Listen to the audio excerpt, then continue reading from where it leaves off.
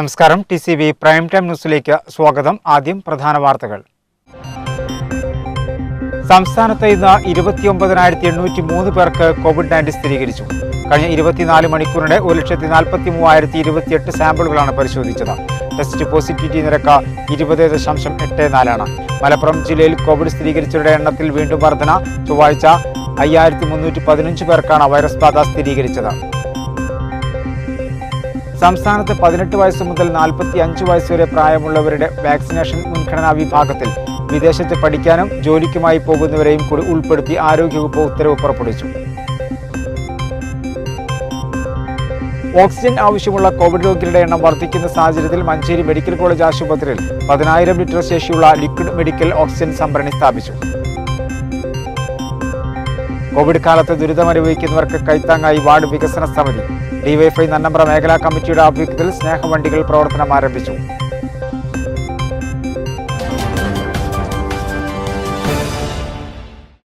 വിശദമായ വാർത്തകളിലേക്ക്. സംസ്ഥാനത്ത് ഇന്ന് 29,803 പേർക്ക് കോവിഡ് സ്ഥിരീകരിച്ചു. കഴിഞ്ഞ 24 മണിക്കൂറിനിടെ 1,43,028 സാമ്പിളുകളാണ് പരിശോധിച്ചത്. ടെസ്റ്റ് പോസിറ്റിവിറ്റി നിരക്ക് 20.84%. കഴിഞ്ഞ ദിവസങ്ങളിലുണ്ടായ 177 മരണങ്ങളാണ് കോവിഡ്-19 മൂലമാണെന്ന് സ്ഥിരീകരിച്ചത്. ഇതോടെ ആകെ മരണം 7,731 സംസ്ഥാനത്ത് നിന്ന് 29,803 പേർക്കാണ് കോവിഡ് സ്ഥിരീകരിച്ചത്. മലപ്പുറം 5,315, പാലക്കാട് 3,285, തിരുവനന്തപുരം 3,131, എറണാകുളം 3,063, കൊല്ലം 2,867, ആലപ്പുഴ 2,482, തൃശൂർ 2,147, കോഴിക്കോട് 1,855, കോട്ടയം 1,555, കണ്ണൂർ 1,212, പത്തനംതിട്ട 1,076, ഇടുക്കി 802, കാസർഗോഡ് 602, വയനാട് 411 എന്നിങ്ങനെയാണ് ജില്ലകളിൽ നിന്ന് രോഗബാധ സ്ഥിരീകരിച്ചത്. കഴിഞ്ഞ 24 മണിക്കൂറിനിടെ 1,43,028 സാമ്പിളുകളാണ് പരിശോധിച്ചത്. ടെസ്റ്റ് പോസിറ്റിവിറ്റി നിരക്ക് 20.84. UK, സൗത്ത് ആഫ്രിക്ക, ബ്രസീൽ എന്നീ രാജ്യങ്ങളിൽ നിന്ന് വന്ന ആർക്കും തന്നെ കഴിഞ്ഞ 24 മണിക്കൂറിനകം കോവിഡ് സ്ഥിരീകരിച്ചിട്ടില്ല. ആകെ 11 പേരിലാണ് ജനിതക വകഭേദം വന്ന വൈറസിനെ കണ്ടെത്തിയത്. കഴിഞ്ഞ ദിവസങ്ങളുണ്ടായ 177 മരണങ്ങളാണ് കോവിഡ് മൂലമാണെന്ന് ഇന്ന് സ്ഥിരീകരിച്ചത്. ഇതോടെ ആകെ മരണം 7,731. ഇന്ന് രോഗം സ്ഥിരീകരിച്ചവരിൽ 202 പേർ സംസ്ഥാനത്തിന് പുറത്തുനിന്നും വന്നവരാണ്. 27,502 പേർക്ക് സമ്പർക്കത്തിലൂടെയാണ് രോഗം ബാധിച്ചത്. 2,005 പേരുടെ സമ്പർക്ക ഉറവിടം വ്യക്തമല്ല. 94 ആരോഗ്യ പ്രവർത്തകർക്കും ഇന്ന് രോഗം ബാധിച്ചു. രോഗം സ്ഥിരീകരിച്ച് ചികിത്സയിലായിരുന്ന 33,397 പേർ രോഗമുക്തി നേടി. സംസ്ഥാനത്തെ വിവിധ ജില്ലകളിലായി 9,04,178 പേരാണ് ഇപ്പോൾ നിരീക്ഷണത്തിലുള്ളത്. ഇന്ന് പുതിയ ഹോട്ട്സ്പോട്ടുകളൊന്നും നിലവിലില്ല. ഒരു പ്രദേശത്തെയും ഹോട്ട്സ്പോട്ടിൽ നിന്ന് ഒഴിവാക്കിയിട്ടുമില്ല. നിലവിൽ ആകെ 879 ഹോട്ട്സ്പോട്ടുകളാണ് സംസ്ഥാനത്തുള്ളത്. മലപ്പുറം ജില്ലയിൽ കോവിഡ് സ്ഥിരീകരിച്ചവരുടെ എണ്ണത്തിൽ വീണ്ടും വർധന. ചൊവ്വാഴ്ച 5,315 പേർക്കാണ് വൈറസ് ബാധ സ്ഥിരീകരിച്ചത്. ജില്ലയിൽ ഇതുവരെ 796 പേരാണ് കോവിഡ് ബാധിതരായി മരണപ്പെട്ടത്. മലപ്പുറം ജില്ലയിൽ കോവിഡ് സ്ഥിരീകരിച്ചവരുടെ എണ്ണത്തിൽ വീണ്ടും വർധനവ്. ചൊവ്വാഴ്ച 5,315 പേർക്കാണ് വൈറസ് ബാധ സ്ഥിരീകരിച്ചത്. 26.57% കോവിഡ് ടെസ്റ്റ് പോസിറ്റിവിറ്റി നിരക്ക്. അതേസമയം രോഗികളുമായി നേരിട്ടുള്ള സമ്പർക്കത്തിലൂടെ രോഗബാധിതരാകുന്നവർ വർദ്ധിക്കുന്ന നില ജില്ലയിൽ തുടരുന്നുണ്ട്. ഇത്തരത്തിൽ 5,148 പേർക്കാണ് ചൊവ്വാഴ്ച വൈറസ് ബാധ സ്ഥിരീകരിച്ചത്. 66 പേരുടെ വൈറസ് ബാധയുണ്ടായതിന്റെ ഉറവിടം കണ്ടെത്താനായിട്ടില്ല. ആരോഗ്യ മേഖലയിൽ പ്രവർത്തിക്കുന്ന ഒരാൾക്കും വിദേശ രാജ്യങ്ങളിൽ നിന്നെത്തിയ 25 പേർക്കും ഇതര സംസ്ഥാനങ്ങളിലെത്തിയ 75 പേർക്കും രോഗബാധ സ്ഥിരീകരിച്ചിട്ടുണ്ട്. 65,267 പേരാണ് ജില്ലയിൽ ഇപ്പോൾ നിരീക്ഷണത്തിൽ കഴിയുന്നത്. ചൊവ്വാഴ്ച മാത്രം 4,052 പേർ രോഗമുക്തരായി. ഇതോടെ ജില്ലയിൽ കോവിഡ് വിമുക്തരായി സാധാരണ ജീവിതത്തിലേക്ക് തിരിച്ചെത്തുന്നവരുടെ എണ്ണം 2,24,536 ജില്ലയിൽ ഇതുവരെ 796 പേരാണ് കോവിഡ് ബാധിതരായി മരിച്ചത്.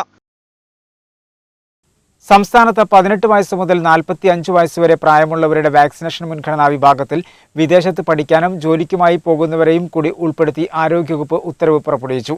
വിദേശത്ത് പഠിക്കാനും ജോലിക്കുമായി പോകുന്നവർക്ക് പല രാജ്യങ്ങളും വാക്സിനേഷൻ നിർബന്ധമാക്കിയ സാഹചര്യത്തിലാണ് സർക്കാർ ഇക്കാര്യത്തിൽ അടിയന്തര തീരുമാനമെടുത്തത്. സംസ്ഥാനത്ത് 18 വയസ്സ് മുതൽ 45 വയസ്സ് വരെ പ്രായമുള്ളവരുടെ വാക്സിനേഷൻ മുൻഗണനാ വിഭാഗത്തിൽ വിദേശത്ത് പഠിക്കുവാനും ജോലിക്കുമായി പോകുന്നവരെയും കൂടി ഉൾപ്പെടുത്തി ആരോഗ്യവകുപ്പ് ഉത്തരവ് പുറപ്പെടുവിച്ചു. വിദേശത്ത് പഠിക്കാനും ജോലിക്കുമായി പോകുന്നവർക്ക് പല രാജ്യങ്ങളും വാക്സിനേഷൻ നിർബന്ധമാക്കിയ സാഹചര്യത്തിലാണ് സർക്കാർ ഇക്കാര്യത്തിൽ അടിയന്തര തീരുമാനമെടുത്തത്. ഇതുൾപ്പെടെ 11 വിഭാഗങ്ങൾ കൂടി വാക്സിനേഷൻ മുൻഗണനാ വിഭാഗത്തിൽ ഉൾപ്പെടുത്തിയിട്ടുണ്ട്.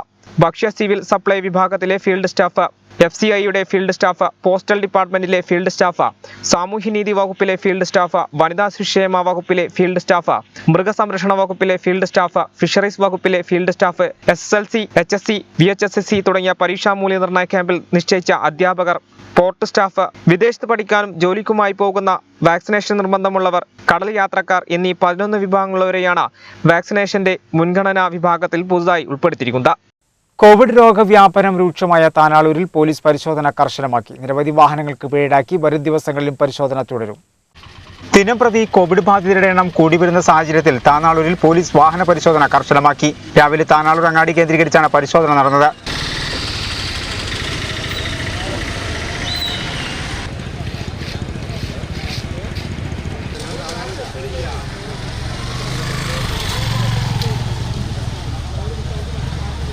അനാവശ്യമായി വാഹനങ്ങളുമായി പുറത്തിറങ്ങിയവർക്കെതിരെ പോലീസ് നടപടിയെടുത്തു.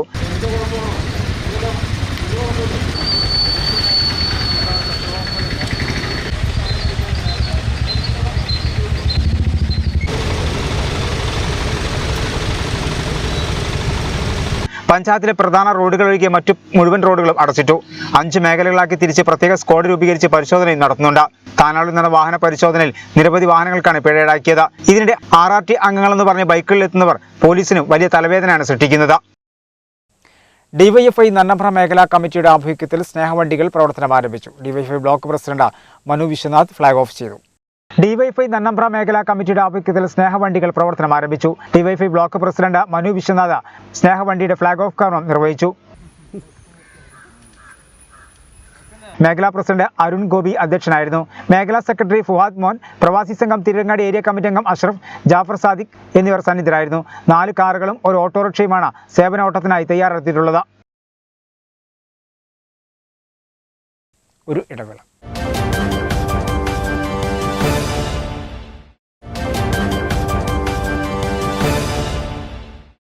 വാർത്തകൾ തുടർന്നു. ഓക്സിജൻ ആവശ്യമുള്ള കോവിഡ് രോഗികളുടെ എണ്ണം വർദ്ധിക്കുന്ന സാഹചര്യത്തിൽ മഞ്ചേരി മെഡിക്കൽ കോളേജ് ആശുപത്രിയിൽ 10,000 ലിറ്റർ ശേഷിയുള്ള ലിക്വിഡ് മെഡിക്കൽ ഓക്സിജൻ സംഭരണി സ്ഥാപിച്ചു. പെസോ അംഗീകാരം ലഭിച്ചാൽ ഒരാഴ്ചക്കകം പ്രവർത്തന സജ്ജമാക്കുമെന്ന് medical college superintendent KV Nandakumar അറിയിച്ചു. ഓക്സിജൻ ആവശ്യമുള്ള കോവിഡ് രോഗികളുടെ എണ്ണം വർദ്ധിക്കുന്ന സാഹചര്യത്തിലാണ് മഞ്ചേരി മെഡിക്കൽ കോളേജ് ആശുപത്രിയിൽ 10,000 ലിറ്റർ ശേഷിയുള്ള ലിക്വിഡ് മെഡിക്കൽ ഓക്സിജൻ സംഭരണി സ്ഥാപിച്ചത്. പെസോ അംഗീകാരം ലഭിച്ചാൽ ഒരാഴ്ചക്കകം പ്രവർത്തന സജ്ജമാകുമെന്ന് medical college superintendent doctor KV Nandakumar അറിയിച്ചിട്ടുണ്ട്. പെസോ മാനദണ്ഡ പ്രകാരം ട്രയൽ റൺ നടത്തി പദ്ധതിയുടെ സാങ്കേതിക ക്ഷമത പരിശോധിക്കുമെന്നും അദ്ദേഹം പറഞ്ഞു. ആശുപത്രിയിലെ അത്യാഹിത വിഭാഗത്തിന് പുറകിലാണ് 5 മീറ്റർ ഉയരമുള്ള സംഭരണി സ്ഥാപിച്ചത്. നിലവിലുള്ള ചെറിയ സംഭരണിയുടെ വിതരണ പൈപ്പ് ലൈനായി പുതിയ ടാങ്ക് സ്ഥാപിക്കും. വിതരണ ലൈനുകൾ പുനഃസ്ഥാപിക്കുന്ന പ്രവൃത്തിയും പൂർത്തിയാക്കും. ഇതിനായി 2 കമ്പനികൾക്ക് ചുമതല നൽകിയിട്ടുണ്ട്. പാലക്കാട് ഐനോക്സ് എയറാണ് വിതരണം നടത്തുന്നത്. സമൂഹ മാധ്യമങ്ങൾക്ക് കേന്ദ്ര സർക്കാർ ഏർപ്പെടുത്തിയ മാർഗനിർദ്ദേശങ്ങൾ അംഗീകരിക്കാത്ത സാഹചര്യത്തിൽ ഫേസ്ബുക്ക്, വാട്സാപ്പ് തുടങ്ങിയ പ്ലാറ്റ്ഫോമുകൾക്ക് പൂട്ടുവീഴുമെന്ന റിപ്പോർട്ട്. മാർഗനിർദ്ദേശങ്ങൾ അനുസരിക്കുന്നതിന് കേന്ദ്രം അനുവദിച്ച കാലാവധി അവസാനിക്കുന്ന സാഹചര്യത്തിലാണ് സമൂഹ മാധ്യമങ്ങളുടെ പ്രവർത്തനം സംബന്ധിച്ച ആശങ്ക ഉയരുന്നത്. സമൂഹ മാധ്യമങ്ങൾക്ക് കേന്ദ്ര സർക്കാർ ഏർപ്പെടുത്തിയ മാർഗനിർദ്ദേശങ്ങൾ അംഗീകരിക്കാത്ത സാഹചര്യത്തിൽ ഫേസ്ബുക്ക്, വാട്സപ്പ് തുടങ്ങിയ പ്ലാറ്റ്ഫോമുകൾക്ക് പൂട്ടുവീഴുമെന്നാണ് റിപ്പോർട്ടുകൾ. മാർഗനിർദ്ദേശങ്ങൾ അനുസരിക്കുന്നതിന് കേന്ദ്രം അനുവദിച്ച കാലാവധി ഇന്ന് അവസാനിക്കുന്ന സാഹചര്യത്തിലാണ് സമൂഹ മാധ്യമങ്ങളുടെ പ്രവർത്തനം സംബന്ധിച്ച് ആശങ്ക ഉയരുന്നത്. ഫേസ്ബുക്ക്, വാട്സപ്പ്, ട്വിറ്റർ, ഇൻസ്റ്റാഗ്രാം തുടങ്ങിയ പ്ലാറ്റ്ഫോമുകളൊന്നും കേന്ദ്രത്തിന്റെ മാനദണ്ഡം അംഗീകരിക്കാൻ തയ്യാറായിട്ടില്ല. ട്വിറ്ററിന്റെ ഇന്ത്യൻ വകഭേദമായ ക്ലൂ മാത്രമാണ് നിലവിൽ നിർദ്ദേശങ്ങൾ പാലിച്ചുള്ള ഏക ആപ്ലിക്കേഷൻ. പുതിയ നിർദ്ദേശങ്ങൾ നടപ്പാക്കുന്ന സംബന്ധിച്ച് കൂടുതൽ ചർച്ചകൾ വേണമെന്ന് ഫേസ്ബുക്ക് പ്രതികരിച്ചു. തങ്ങളുടെ ഉപയോക്താക്കളുടെ അഭിപ്രായ സ്വാതന്ത്ര്യം സംരക്ഷിക്കാൻ കമ്പനി പ്രതിജ്ഞാബദ്ധരാണ്. പുതിയ നിർദ്ദേശങ്ങൾ നടപ്പാക്കുന്നതിന് മുൻപ് ഇത് സംബന്ധിച്ച് കൂടുതൽ വ്യക്തത വേണമെന്നും കമ്പനി ആവശ്യപ്പെട്ടു. സോഷ്യൽ മീഡിയ പ്ലാറ്റ്ഫോമുകൾ ഇന്ത്യയിൽ നിന്ന് കംപ്ലയിന്റ്സ് ഓഫീസർമാരെ നിയമിക്കണമെന്നായിരുന്നു സർക്കാർ മുന്നോട്ട് വെച്ച പ്രധാന നിർദ്ദേശം. ഈ ഉദ്യോഗസ്ഥന്മാർക്ക് പോസ്റ്റുകളും മറ്റും നിരീക്ഷിക്കുന്നതിനും വേണ്ടിവന്നാൽ നീക്കം ചെയ്യുന്നതിനും അധികാരം നൽകിയിരുന്നു. വെട്ടം പരിയാപുരം നവയുഗ് വായനശാലയുടെ നേതൃത്വത്തിൽ വാട്സാപ്പ് കൂട്ടായ്മയായ നവയുഗ് ആർട്ട് ഗാലറിക്ക് രൂപം നൽകി. ലോക്ക്ഡൌൺ കാലഘട്ടങ്ങളിൽ ഉണ്ടാകുന്ന മാനസിക സമ്മർദ്ദവും മറ്റും ലഘൂകരിക്കുന്നതിനും കുട്ടികളിലെ കലാഭിരുചികൾ വളർത്തിയെടുക്കുകയും ചെയ്യുക എന്ന ലക്ഷ്യത്തോടെയാണ് ആർട്ട് ഗാലറി രൂപം നൽകിയത്. പരിയാപുരം നവയുഗ് വായനശാലയിലെ അംഗങ്ങൾക്ക് COVID-19 വ്യാപനം നിയന്ത്രിക്കുന്നതിന് വേണ്ടി പ്രഖ്യാപിച്ച ലോക്ക്ഡൌൺ കാലഘട്ടങ്ങളിൽ ഉണ്ടാകുന്ന മാനസിക സമ്മർദ്ദവും മറ്റും ലഘൂകരിക്കുന്നതിനും തങ്ങളുടെ കലാ അഭിരുചി വളർത്തിയെടുക്കുന്നതിനു വേണ്ടിയാണ് വാട്സാപ്പ് കൂട്ടായ്മയായ നവയുഗ് ആർട്ട് ഗാലറിക്ക് രൂപം നൽകിയത്. വായനശാലയുടെ എക്സിക്യൂട്ടീവ് അംഗവും കലാകാരനുമായ ഷിബു വെട്ടത്തിന്റെ നേതൃത്വത്തിലാണ് ചിത്രകലയിലും ശില്പകലയിലും ഓൺലൈനായി ഇതിലൂടെ പരിശീലനം നൽകി വരുന്നത്.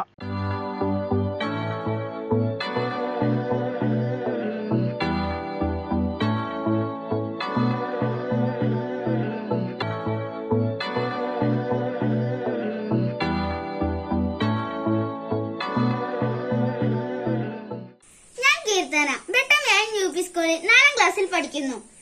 പരിയാപുരം നാവിക വായനശാലയുടെ നേതൃത്വത്തിൽ ഈ ലോക്ക്ഡൌൺ സമയത്തുണ്ടാകുന്ന മാനസിക പിരിമുറുക്കം ലഘൂകരിക്കുന്നതിനും കലാഭിരുചി വളർത്തിയെടുക്കുന്നതിനും വേണ്ടി രൂപീകരിച്ച വാട്സ്ആപ്പ് കൂട്ടായ്മയാണ് നവയുഗ ആർട്ട് ഗാലറി.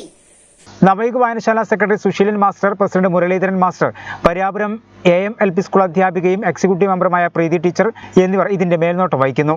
ഓരോ ദിവസവും രാവിലെ വ്യത്യസ്തങ്ങളായ ചിത്രങ്ങൾ വാട്സാപ്പ് ഗ്രൂപ്പിൽ പോസ്റ്റ് ചെയ്യുകയും തുടർന്ന് ആർട്ട് ഗാലറിയിൽ അംഗങ്ങൾ വൈകുന്നേരമാകുമ്പോൾ അത് സ്വയം വരച്ച് പൂർത്തിയാക്കി ഗ്രൂപ്പിൽ പോസ്റ്റ് ചെയ്യും. തുടർന്ന് ചർച്ചയിലൂടെ ഷിബു വെട്ടം ആവശ്യമായ നിർദ്ദേശങ്ങൾ നൽകി ഈ കലാസൃഷ്ടിയെ വിലയിരുത്തും. ഇത് എല്ലാവരിലും വളരെയധികം താല്പര്യവും സന്തോഷവും ഉണ്ടാക്കുന്നതോടൊപ്പം അവരുടെ മാനസിക പിരിമുറുക്കവും ഇല്ലാതാക്കുകയും ചെയ്യുന്നു. ഇത്തരത്തിൽ വ്യത്യസ്തമായ പരിപാടികളാണ് പരിയാപുരം നവയുഗ വായനശാലയുടെ നേതൃത്വത്തിൽ നടന്നുവരുന്നത്. കോവിഡ് വാക്സിൻ മുൻഗണനാ പരിധിയിൽ വയറിംഗ്, പ്ലംബിംഗ് തൊഴിലാളികളെ അവഗണിച്ചതിൽ പ്രതിഷേധം. സർക്കാർ തലത്തിലും സാമൂഹ്യ രംഗത്തും ഏതു സമയം ആവശ്യം വരുന്ന ഈ തൊഴിൽ വിഭാഗത്തെ തീർത്തും അവഗണിച്ചത് സർക്കാരിന്റെ ഭാഗത്തുനിന്നുണ്ടായ വീഴ്ച തന്നെയാണെന്ന് നേതാക്കൾ കുറ്റപ്പെടുത്തി. ട്രിപ്പിൾ ലോക്ക്ഡൌൺ കാലയളവിൽ പോലും അടിയന്തര സേവന ഗണത്തിൽപ്പെടുത്തിയ വയറിംഗ്, പ്ലംബിംഗ് തൊഴിലാളികളെ ആവർത്തിച്ച് അപേക്ഷിച്ചിട്ടും കോവിഡ് വാക്സിൻ മുൻഗണനാ പരിധിയിൽ ഉൾപ്പെടുത്താത്തതിൽ electric wireman supervisor and contractors ഏകോപന സമിതി മലപ്പുറം ജില്ലാ കമ്മിറ്റി പ്രതിഷേധിച്ചു.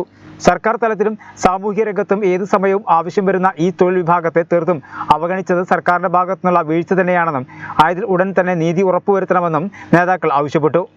ഇലക്ട്രിക്കൽ മേഖലയിൽ ജോലി ചെയ്യുന്ന 2.5 ലക്ഷത്തിലധികം വരുന്ന അംഗീകൃത തൊഴിലാളികൾ ഇന്ന് കേരള സംസ്ഥാനത്തുണ്ട്. കഴിഞ്ഞ ദിവസങ്ങളിൽ സർക്കാർ പ്രഖ്യാപിച്ച കോവിഡ് വാക്സിൻ മുൻഗണനാ ലിസ്റ്റുകളിൽ ഞങ്ങളുടെ മേഖലയിൽപ്പെട്ടവരെ ഉൾപ്പെടുത്തിയതായി കാണുന്നില്ല. ഈ കോവിഡ് സമയത്ത് പോലും അത്യാവശ്യ സർവീസായ ഈ മേഖലയിലുള്ള ഞങ്ങളുടെ പ്രവർത്തകർ കോവിഡ് രോഗികളുള്ളവരുടെ വീടുകളിലും മറ്റും ജോലികൾ ചെയ്യുന്ന അവസ്ഥയാണ് വരുന്നത്. അതിന് ഞങ്ങളുടെ പ്രവർത്തകർ സന്നദ്ധരുമാണ്. Electrical wireman supervisor and contractors ഏകോപന സമിതിയുടെ സംസ്ഥാന കമ്മിറ്റി കഴിഞ്ഞ സർക്കാരിനും അന്നത്തെ ആരോഗ്യമന്ത്രിക്കും ഇതുമായി ബന്ധപ്പെട്ട് കോവിഡ് വാക്സിൻ്റെ മുൻഗണന ലഭിക്കണമെന്ന് ആവശ്യപ്പെട്ടുകൊണ്ട് നിവേദനം കൊടുക്കുകയുണ്ടായി.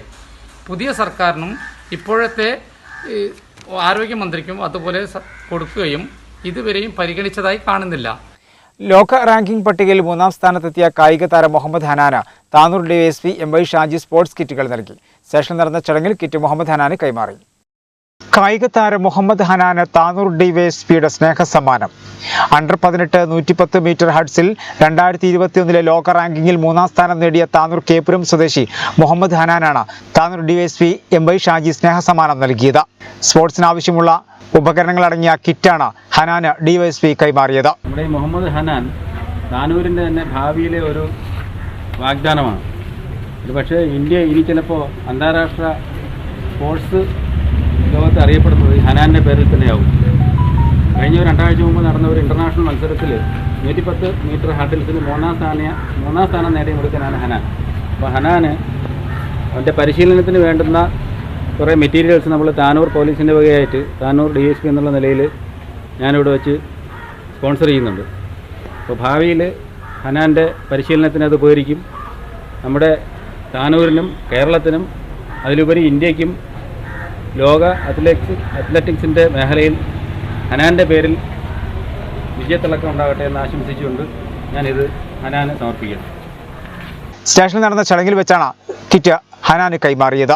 DSP Shaji sir, CI Jeevan George sir, special പോലീസായിട്ട് സലേഷ് സാറ് എല്ലാവരും കൂടി ചേർന്നിട്ട് ഒരു ഓഫറായിരുന്നു.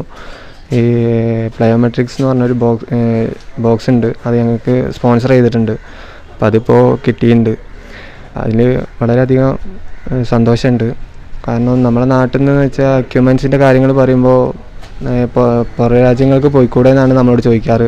അപ്പോൾ ഈ കാര്യങ്ങൾ ഇപ്പോൾ കണ്ടറിഞ്ഞിട്ട് നമ്മളെ താനൂർ പോലീസ് സ്റ്റേഷൻ്റെ ഇവർ ചെയ്തു തന്നുകൊണ്ട് നമുക്ക് വളരെയധികം ഉപകാരമുണ്ട്. അപ്പോൾ വളരെയധികം സന്തോഷം. നമ്മുടെ താനൂർ പോലീസ് സ്റ്റേഷനിൽ നമുക്ക് തുടർച്ചയായി അവരുടെ ഒരു സപ്പോർട്ടും സഹായങ്ങളും നമുക്ക് തുടർച്ചയായി കിട്ടിക്കൊണ്ടിരിക്കുകയാണ്. അപ്പോൾ കഴിഞ്ഞ ദിവസം നമ്മുടെ സലേഷൻ സാറ് നമുക്ക് ഒരു സ്പൈക്ക് ഞാൻ ഓഫർ ചെയ്തിരുന്നു. അപ്പോൾ വിജയത്തെ തുടർന്ന് അദ്ദേഹം അവന് ആ വാഗ്ദാനം നിറവേറ്റുകയുണ്ടായി. അതുപോലെ തന്നെ നമ്മുടെ ഇനി അവനെ അഡ്വാൻസ് ട്രെയിനിങ്ങിലേക്ക് മാറാനുള്ള പുതിയ തരത്തിലുള്ള അഡ്വാൻസ്ഡ് എക്യുപ്മെൻറ്റ്സ്, പ്ലയോമെട്രിക് ബോക്സ്, അത്തരത്തിലുള്ള പുതിയ എക്യുപ്മെൻറ്റ്സ് ആവശ്യം അറിയിച്ചപ്പം അതിനനുസരിച്ച് നമ്മുടെ DYSP സാറും അതേപോലെ CI സാറും ഒക്കെ നമ്മൾ വളരെയധികം സന്തോഷത്തോട് കൂടിയിട്ട് നമുക്കത് തരാൻ ചെയ്തത്. പിന്നെ അതുമാത്രമല്ല, നമ്മുടെ നാട്ടിൽ നിന്ന് തന്നെ നമ്മുടെ താനൂരിൽ നിന്നുള്ള ഈ ഒരു സ്വദേശത്ത് നിന്ന് തന്നെ അന്താരാഷ്ട്ര നിലവാരത്തിലേക്കുള്ള ഒരു അത്ലറ്റ് ഉണ്ടാവണമെന്നുള്ള ആഗ്രഹത്തോട് കൂടിയിട്ടാണ് എല്ലാവരും ഞങ്ങളെ ഈ ഒരു സഹായം, പലരും നമ്മൾ പലതരത്തിലുള്ള ആശംസകൾ അറിയിക്കുക എന്നല്ലാതെ വേണ്ട രീതിയിലുള്ള ഇതുപോലത്തുള്ള സഹായങ്ങൾ ചെയ്തതിന് വളരെ അപൂർവമാണ്. അപ്പോൾ ഇത്തരത്തിലുള്ള സഹായങ്ങൾ സാർമാർ ചെയ്തു തന്നതിലൂടെ ഇവൻ്റെ ഒരു അഡ്വാൻസ്ഡ് ലെവലിലുള്ള ഹൈ ലെവൽ പെർഫോമൻസ് കാഴ്ചവെക്കുന്ന രീതിയിലേക്കുള്ള അഡ്വാൻസ് ട്രെയിനിങ് നമുക്കിവിടെ താനൂരിൽ തന്നെ ഒരുക്കാൻ കഴിയും. ഇപ്പം നമ്മുടെ താനൂരിലെ നമ്മുടെ വി അബ്ദുറഹ്മാൻ സാർ MLA യും നമ്മുടെ കായിക മന്ത്രിയും കൂടി ആയതുകൊണ്ട് നമുക്കിനിയും താനൂർ ഇതേപോലുള്ള അന്താരാഷ്ട്ര നിലവാരത്തിലുള്ള അത്ലറ്റുകൾ കേരളത്തിൽ തന്നെ ഇന്ത്യയിൽ തന്നെ അപൂർവമാണ്. ഇപ്പം വേൾഡ് റാങ്കിങ്ങിൽ ആകെ 3ാം സ്ഥാനം കിട്ടിയ 110 മീറ്റർ ഹഡിൽസിന് 3ാം സ്ഥാനം കിട്ടിയ ആദ്യ മലയാളി, ആദ്യ താനൂരുകാരൻ, ആദ്യ മലയാളി, ആദ്യ ഇന്ത്യൻ അത്ലറ്റ് കൂടിയാണ് ഹനാൻ. അപ്പോൾ നമ്മൾ അതേപോലത്തെ ഒരുപാട് കുട്ടികൾ ഇവിടെ വളർന്നു വരുന്നുണ്ട്. അപ്പോൾ താനൂർ ഒരു അന്താരാഷ്ട്ര നിലവാരത്തിലുള്ള ഒരു 400 മീറ്റർ ട്രാക്കും അതിനോടനുബന്ധിച്ചിട്ടുള്ള ഫെസിലിറ്റികളും അതിനനുസരിച്ചുള്ള ഹോസ്റ്റൽ സൗകര്യങ്ങളും താനൂർ ഒരുക്കണമെന്നാണ് എനിക്ക് വിനീതമായ ഒരു അവസരത്തിൽ എല്ലാവരും പറയാനുള്ളത്. നേരത്തെ സ്റ്റേഷനിലെ senior civil police officer Salesh ഹനാന സ്പൈക്കുകൾ സമ്മാനമായി നൽകിയിരുന്നു. ഒരു ഇടവേള.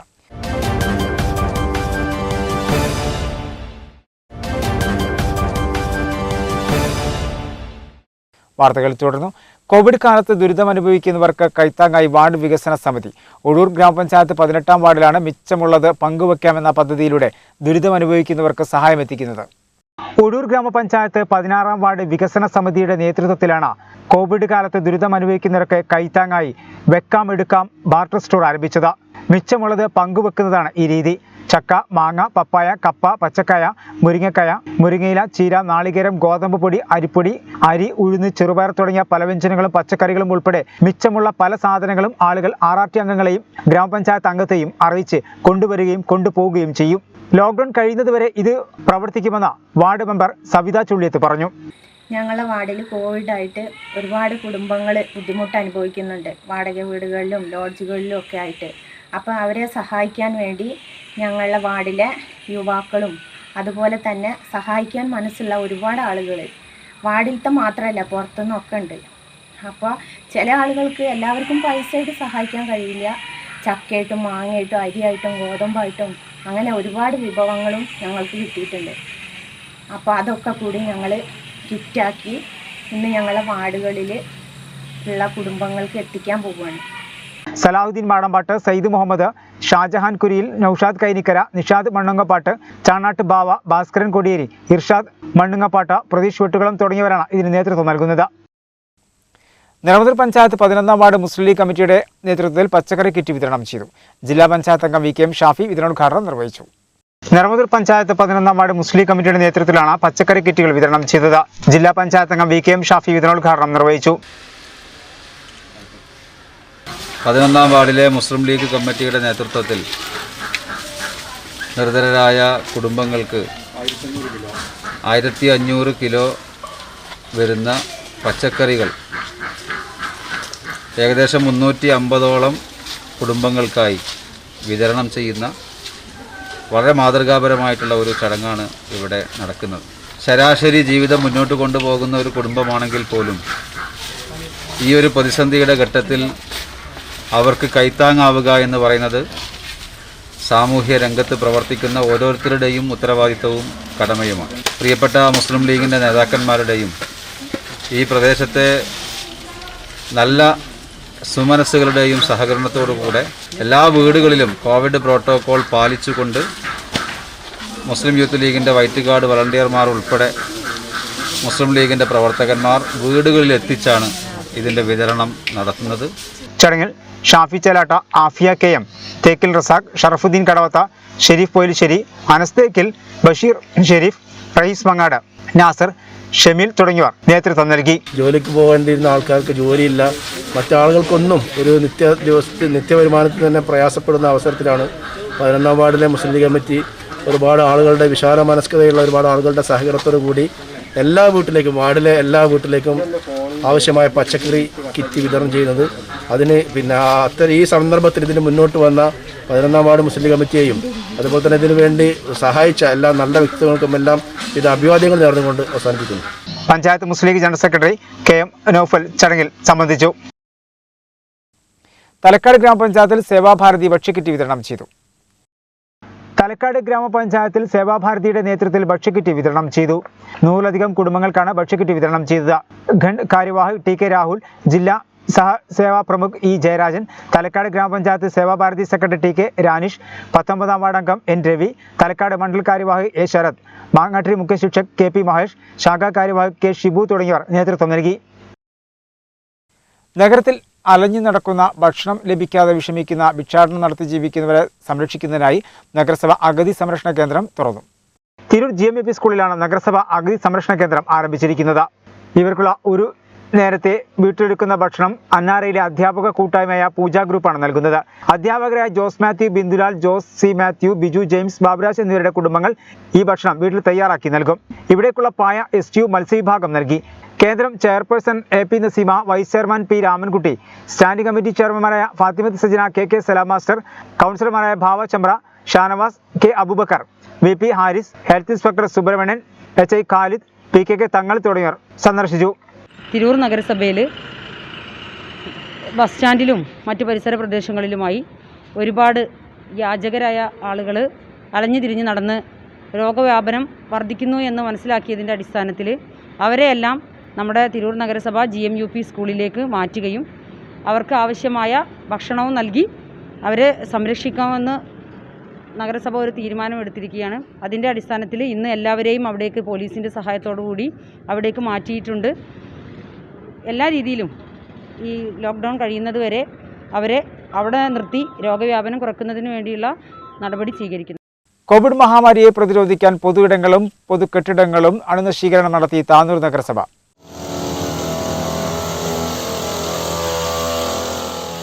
താനൂർ നഗരസഭയിലെ വാഴക്കത്തെരുവ്, അങ്ങാടി, താനൂർ ജംഗ്ഷൻ, പോലീസ് സ്റ്റേഷൻ, പൊതുയിടങ്ങളും കെട്ടിടങ്ങളും നഗരസഭ അണുനശീകരണം നടത്തിയത്. ശുചീകരണത്തിന് ചെയർമാൻ PB ഷംസുദ്ദീൻ, കൗൺസിലർമാരായ മൻസൂർ, ലതീഷ് എന്നിവർ നേതൃത്വം നൽകി. ഒരു ഇടവേള.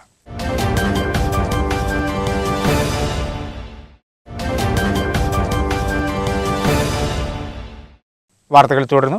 വേങ്ങര MLA ആയി വീണ്ടും സത്യപ്രതിജ്ഞ ചെയ്തതോടെ PK കുഞ്ഞാലിക്കുട്ടി സ്വന്തമാക്കിയത് അപൂർവ റെക്കോർഡ്. 5 വർഷത്തിനിടെ ഇത് 4ാം തവണയാണ് കുഞ്ഞാലിക്കുട്ടി നിയമനിർമ്മാണ സഭയിൽ അംഗമായി സത്യപ്രതിജ്ഞ ചെയ്യുന്നത്. 2016 വേങ്ങരയിൽ നിന്ന് നിയമസഭാ അംഗമായി. 2017 ഇ അഹമ്മദ് മരണപ്പെട്ടതിനെ തുടർന്ന് MLA സ്ഥാനം രാജിവെച്ച മലപ്പുറം മണ്ഡലത്തിൽ നിന്ന് പാർലമെന്റിലേക്ക് മത്സരിച്ച് ജയിച്ചു. 2019 പൊതുതെരഞ്ഞെടുപ്പിൽ വീണ്ടും മലപ്പുറത്ത് നിന്ന് പാർലമെന്റിലെത്തി. ഇപ്പോൾ 2021 വീണ്ടും പാർലമെന്റ് അംഗത്വം രാജിവെച്ച നിയമസഭയിലേക്ക് മത്സരിച്ച് ജയിച്ചു. 2017 മെയ് 16 നടന്ന നിയമസഭാ തെരഞ്ഞെടുപ്പിൽ ഇടതുപക്ഷ സ്ഥാനാർത്ഥിയായിരുന്ന അഡ്വക്കേറ്റ് PP ബഷീറിനെ 38,057 വോട്ടിന് പരാജയപ്പെടുത്തിയാണ് PK കുഞ്ഞാലിക്കുട്ടി നിയമസഭയിലേക്ക് പോയത്. ജൂൺ 2 സഭാംഗമായി സത്യപ്രതിജ്ഞ ചെയ്തു. പാർലമെന്റ് അംഗമായിരുന്ന ഇ അഹമ്മദിന്റെ നിര്യാണത്തെ തുടർന്ന് 2017 മലപ്പുറം മണ്ഡലത്തിൽ നിന്ന് പാർലമെന്റിലേക്ക് മത്സരിച്ചു. ഇടത് സ്ഥാനാർത്ഥിയായിരുന്ന MP ഫൈസലിനെ 1,71,023 വോട്ടിന് പരാജയപ്പെടുത്തിയാണ് അന്ന് പാർലമെന്റ് അംഗമായി തെരഞ്ഞെടുക്കപ്പെട്ടത്. 2019 പൊതു തെരഞ്ഞെടുപ്പിൽ വീണ്ടും മലപ്പുറത്ത് നിന്ന് പാർലമെന്റിലേക്ക് മത്സരിച്ചു. ഇടത് സ്ഥാനാർത്ഥിയായിരുന്ന VP സാനുവിനെ 2,60,153 വോട്ടിന് പരാജയപ്പെടുത്തി വീണ്ടും പാർലമെന്റ് അംഗമായി. 2021 നിയമസഭാ തെരഞ്ഞെടുപ്പ് വന്നതോടെ MP സ്ഥാനം രാജിവെച്ച് വീണ്ടും വേങ്ങരയിൽ സ്ഥാനാർത്ഥിയായി. ഇടത് സ്ഥാനാർത്ഥിയായ P ജിജിയെ 34,000-ലധികം വോട്ടിനെ പരാജയപ്പെടുത്തിയാണ് ഇപ്പോൾ വീണ്ടും നിയമസഭാംഗമായി സത്യപ്രതിജ്ഞ ചെയ്തിരിക്കുന്നത്. 15ാമത് കേരള നിയമസഭയുടെ സ്പീക്കറായി LDF പിന്തുണയോടെ മത്സരിച്ച MP രാജേഷ് തെരഞ്ഞെടുക്കപ്പെട്ടു. UDFിൽ നിന്ന് PC വിഷ്ണുനാഥാണ് മത്സരിച്ചത്. 96 വോട്ടിന്റെ വലിയ ഭൂരിപക്ഷത്തിലാണ് MP രാജേഷ് വിജയിച്ചത്. 40 വോട്ടുകളാണ് PC വിഷ്ണുനാഥിന് ലഭിച്ചത്. തെരഞ്ഞെടുപ്പിന്റെ ഫലം പ്രഖ്യാപിക്കുകയാണ്. ശ്രീ MP രാജേഷ് 96 വോട്ടും ശ്രീ PC വിഷ്ണുനാഥ് 40 വോട്ടും കിട്ടിയിരിക്കുന്നു. തൃത്താലയിൽ നിന്ന് UDF സ്ഥാനാർത്ഥിയായി മത്സരിച്ച VT ബൽറാമിനെ തോൽപ്പിച്ചാണ് MP രാജേഷ് സഭയിലെത്തിയത്. രാവിലെ 9 മണിക്കാണ് സ്പീക്കർ തെരഞ്ഞെടുപ്പ് ആരംഭിച്ചത്. LDFിന്റെ സ്പീക്കർ സ്ഥാനാർത്ഥിയായി MP രാജേഷിനെ നേരത്തെ തീരുമാനിച്ചിരുന്നു. എന്നാൽ LDFിന് വിജയം ഉറപ്പാക്കുന്ന സീറ്റിൽ മത്സരം സംഘടിപ്പിക്കാൻ UDF ഇന്നലെയാണ് തീരുമാനിച്ചത്. തോൽക്കുമെന്ന് ഉറപ്പുണ്ടായിട്ടും മത്സരിക്കുക വഴി സർക്കാരിന് കൃത്യമായ രാഷ്ട്രീയ സന്ദേശം നൽകുകയാണ് UDF. വെള്ളിയാഴ്ചയാണ് ഗവർണറുടെ നയപ്രഖ്യാപനം. 4-ാം തീയതിയാണ് പുതിയ സർക്കാരിന്റെ ആദ്യ ബജറ്റ്. ജൂൺ 14 വരെയാണ് സഭ ചേരൽ തീരുമാനിച്ചതെങ്കിലും കോവിഡിന്റെ പശ്ചാത്തലത്തിൽ അത് വെട്ടിക്കുറച്ചേക്കും. ഒഴൂർ ഗ്രാമപഞ്ചായത്തിന്റെയും കുടുംബാരോഗ്യ കേന്ദ്രത്തിന്റെയും ആഭിമുഖ്യത്തിൽ കോവിഡ് പരിശോധനാ ക്യാമ്പ് സംഘടിപ്പിച്ചു. ഒഴൂർ ഗ്രാമപഞ്ചായത്തിന്റെയും കുടുംബാരോഗ്യ കേന്ദ്രത്തിന്റെയും ആഭിമുഖ്യത്തിൽ കോവിഡ് പരിശോധനാ ക്യാമ്പ് സംഘടിപ്പിച്ചു. കോവിഡ് മാനദണ്ഡങ്ങൾ പാലിച്ചുകൊണ്ട് ക്യാമ്പ് വിജയകരമായി നടത്താൻ കഴിഞ്ഞു. സമൂഹ വ്യാപനത്തിന്റെ വ്യാപ്തി അറിയാൻ ഇത്തരം ക്യാമ്പുകൾ സഹായകമാണെന്ന് മെഡിക്കൽ ഓഫീസർ പറഞ്ഞു. തുടർന്നുള്ള ദിവസങ്ങളിൽ ഒഴൂർ ഗവൺമെന്റ് യു പി സ്കൂളിലും ക്യാമ്പ് നടക്കും. ഗ്രാമപഞ്ചായത്ത് അംഗങ്ങൾ, ആരോഗ്യ പ്രവർത്തകർ എന്നിവർ നേതൃത്വം നൽകി. RRT അംഗങ്ങൾ, ആശാ വർക്കർമാർ എന്നിവരും പങ്കാളികളായി. ഡിവൈഎഫ്ഐ യൂത്ത് ബ്രിഗേഡ് വളണ്ടിയർമാരുടെ നേതൃത്വത്തിൽ കുടുംബാരോഗ്യ കേന്ദ്രത്തിൽ അണുനശീകരണ പ്രവർത്തനങ്ങൾ നടത്തി. കോവിഡ് രണ്ടാം തരംഗം രൂക്ഷമായതിനെ തുടർന്ന് പോസിറ്റീവായി ക്വാറന്റൈൻ കാലാവധി പൂർത്തീകരിച്ചവരുടെ വീടുകളിലും വ്യാപാര സ്ഥാപനങ്ങളിലും പൊതു ഇടങ്ങളിലും വാഹനങ്ങളിലും ഡിവൈഎഫ്ഐ യൂത്ത് ബ്രിഗേഡ് വളണ്ടിയർമാർ കഴിഞ്ഞ കുറേ ദിവസങ്ങളെ അണുനശീകരണ പ്രവർത്തനങ്ങൾ നടത്തിക്കൊണ്ടിരിക്കുകയാണ്. ഈ സാഹചര്യത്തിലാണ് മംഗലം ഗ്രാമപഞ്ചായത്തിലെ പ്രധാന ആരോഗ്യ കേന്ദ്രമായ കൂട്ടായി വാടിക്കൽ PHCയിൽ അണുനശീകരണ പ്രവർത്തനം നടത്തിയത്. വാർഡ് മെമ്പർ MP നഫീസ മോൾ, MP Fahad, AV Abid, Shafeeq TP, Riyas, Afreesh Babu, Althaf എന്നിവർ പ്രവർത്തനങ്ങൾക്ക് നേതൃത്വം നൽകി. ട്രിപ്പിൾ ലോക്ക്ഡൌണിലും മംഗലത്ത് അനാവശ്യ യാത്രക്കിറങ്ങിയ നിരവധി ബൈക്കുകൾ പോലീസ് പിടിച്ചെടുത്തു. വരും ദിവസങ്ങളിലും തീരമേഖല കേന്ദ്രീകരിച്ച് പരിശോധന തുടരും. കോവിഡ് ബാധിതരുടെ എണ്ണം 500-ന് മുകളിലെത്തിയ മംഗലം പഞ്ചായത്തിൽ വാഹന പരിശോധന കർശനമാക്കി തിരൂർ പോലീസ്. മംഗലം ടൗണിൽ SI PD ജോസഫിന്റെ നേതൃത്വത്തിൽ തിങ്കളാഴ്ച നടന്ന വാഹന പരിശോധനയിൽ അനാവശ്യ യാത്രക്കിറങ്ങിയ 50-ലധികം ബൈക്കുകളാണ് പിടിച്ചെടുത്തത്.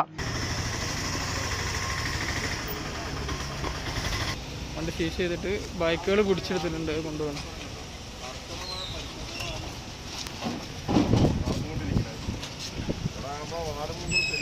ട്രിപ്പിൾ ലോക്ക്ഡൌൺ വന്നിട്ട് പോലും തീരദേശത്ത് അനാവശ്യ യാത്രക്കാരുടെ എണ്ണം കൂടുന്നുവെന്ന പരാതി നിലനിൽക്കെയാണ് മംഗലത്ത് പരിശോധന നടത്തിയത്.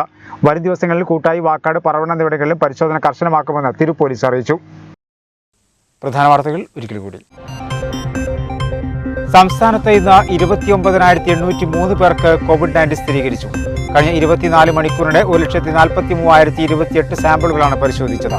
ടെസ്റ്റ് പോസിറ്റിവിറ്റി നിരക്ക് 20.84 മലപ്പുറം ജില്ലയിൽ കോവിഡ് സ്ഥിരീകരിച്ചവരുടെ എണ്ണത്തിൽ വീണ്ടും വർധന. ചൊവ്വാഴ്ച 5,315 പേർക്കാണ് വൈറസ് ബാധ സ്ഥിരീകരിച്ചത്. സംസ്ഥാനത്ത് 18 വയസ്സ് മുതൽ 45 വയസ്സ് വരെ പ്രായമുള്ളവരുടെ വാക്സിനേഷൻ മുൻഗണനാ വിഭാഗത്തിൽ വിദേശത്ത് പഠിക്കാനും ജോലിക്കുമായി പോകുന്നവരെയും കൂടി ഉൾപ്പെടുത്തി ആരോഗ്യവകുപ്പ് ഉത്തരവ് പുറപ്പെടുവിച്ചു. ഓക്സിജൻ ആവശ്യമുള്ള കോവിഡ് രോഗികളുടെ എണ്ണം വർദ്ധിക്കുന്ന സാഹചര്യത്തിൽ മഞ്ചേരി മെഡിക്കൽ കോളേജ് ആശുപത്രിയിൽ 10,000 ലിറ്റർ ശേഷിയുള്ള ലിക്വിഡ് മെഡിക്കൽ ഓക്സിജൻ സംഭരണി സ്ഥാപിച്ചു. കോവിഡ് കാലത്ത് ദുരിതമനുഭവിക്കുന്നവർക്ക് കൈത്താങ്ങായി വാർഡ് വികസന സമിതി. ഡിവൈഎഫ്ഐ നന്നമ്പ്ര മേഖലാ കമ്മിറ്റിയുടെ ആഭിമുഖ്യത്തിൽ സ്നേഹവണ്ടികൾ പ്രവർത്തനം ആരംഭിച്ചു.